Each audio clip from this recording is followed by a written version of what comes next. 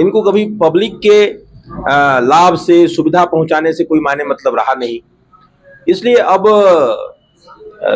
किसी प्रकार से ये एक किस्त 2 किस्त वो भी इन्होंने कहा कि 11 तारीख को मिल जाएगा। अब इस महीने का आप देखिए कि आज 18 तारीख हो गया, तो ये कर नहीं पा रहे हैं।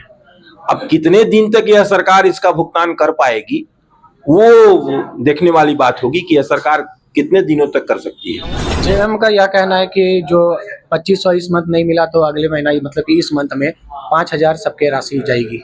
सही, मैं तो यही कह रहा हूँ ये इसी ढंग से अब करेंगे। अभी नहीं दिए तो हम अगला महीना में दे देंगे। अरे ये सरकार चावल नहीं बांट पाई। अब आगे आगे देखिए कि कितने दिन तक ये दे पाते हैं और कितना दिन तक ये चलाते हैं, कौन सा बहाना ढूंढते हैं। हम लोग तो चाहेंगे कि सरकार ने जो योजना शुरू की है और जिस आधार पर इन्होंने जनता से वोट लिया है, यह योजना चले, पूरी ईमानदारी से चले और लगातार चले। यहाँ के बेटियों को वो राशि खाते में जाए।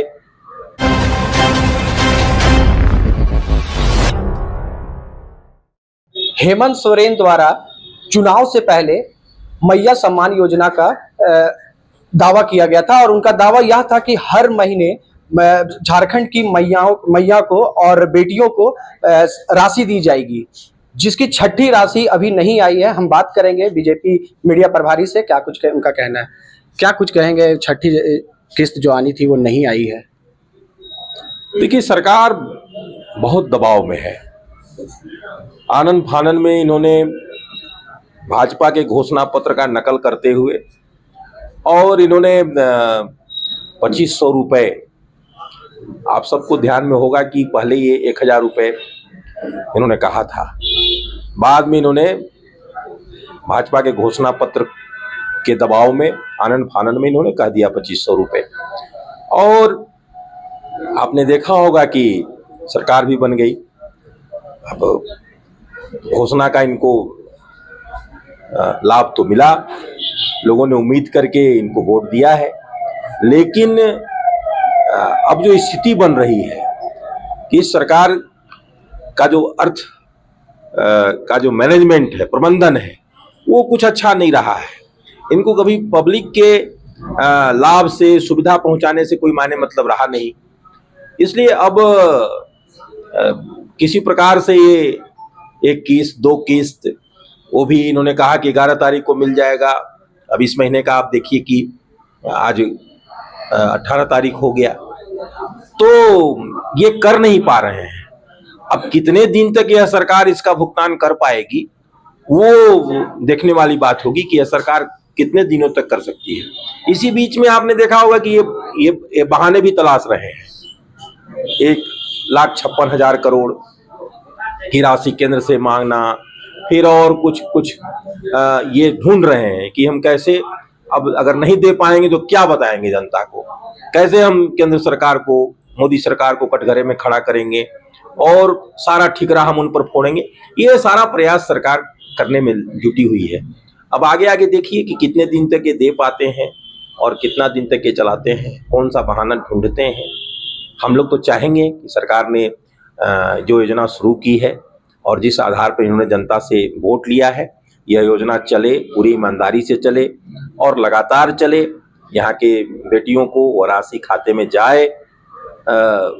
हम लोग तो यही चाहते हैं। जेएम का यह कहना है कि जो 2500 इस मंथ नहीं मिला तो अगले महीना ही मतलब कि इस मंथ में 5000 सबके राशि जाएगी।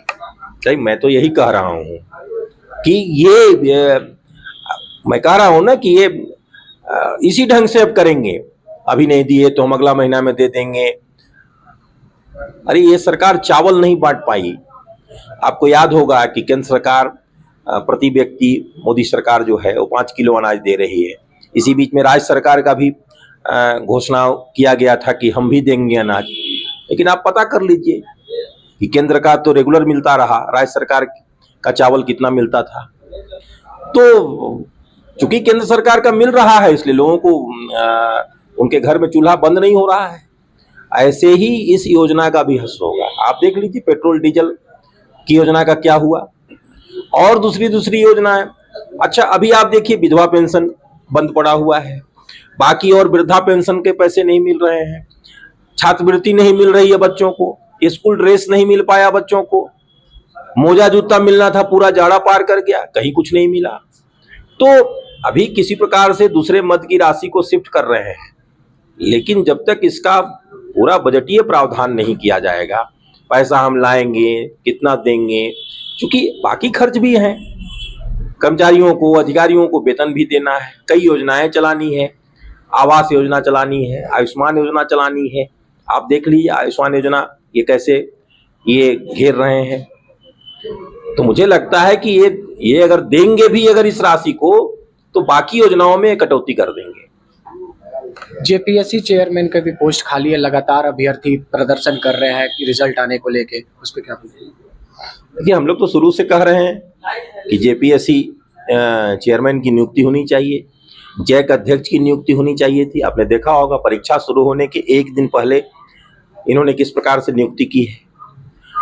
अब कोई अध्यक्ष एक दिन पहले कितना वो अपने संस्थान को समझ पाएंगे, यह आश्चर्यजनक बात है। लेकिन फिर भी पोस्ट दे करके आप उनसे काम ले रहे हैं।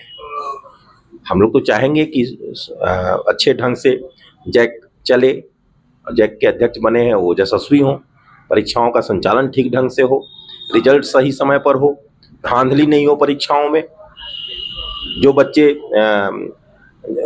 अच्छे हैं जिनको जितना मार्क्स मिलना चाहिए उनको मिले।